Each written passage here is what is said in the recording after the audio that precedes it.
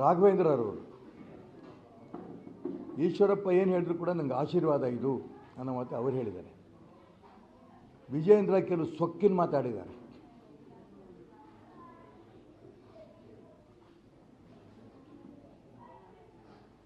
ನಾನು ಅದಕ್ಕೋಸ್ಕರ ಹೇಳ್ತಾ ಇರೋದು, ಇನ್ನು ಈ ವಿಜೇಂದ್ರ ಎಳಸು ಏನು ಹೇಳಬೇಕು, ಏನು ಮಾತಾಡಬೇಕು, ಹಿರಿಯರ ಬಗ್ಗೆ ಏನು ಮಾಡಬೇಕು ಗೊತ್ತಿಲ್ಲ.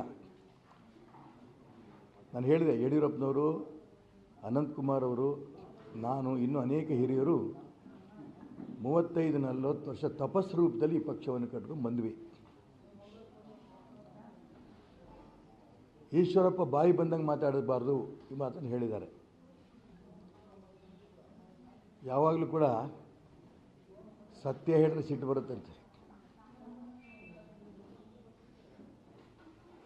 ಅಪ್ಪ ಮಕ್ಕಳ ಕೈಲಿ ಪಾರ್ಟಿ ಇಲ್ವಾ ಇವತ್ತು? ಎಲ್ಲ ಹಿಂದುತ್ವದ ನಾಯಕರು ಪಕ್ಕಕ್ಕೆ ಸರಿಸಿಲ್ವಾ? ಎಲ್ಲಿ ಬೇಕೋ ಅಲ್ಲಿ ಜಾತಿ ರಾಜಕಾರಣ ಮಾಡ್ತಾ ಇಲ್ವಾ? ನಿಮ್ಗೆ ಎಲ್ಲಿ ಬೇಕೋ ಅಲ್ಲಿ ಕಾಂಗ್ರೆಸ್ ಜೊತೆ ಹೊಂದಾಣಿಕೆ ಮಾಡಿಕೊಂಡಿಲ್ವಾ?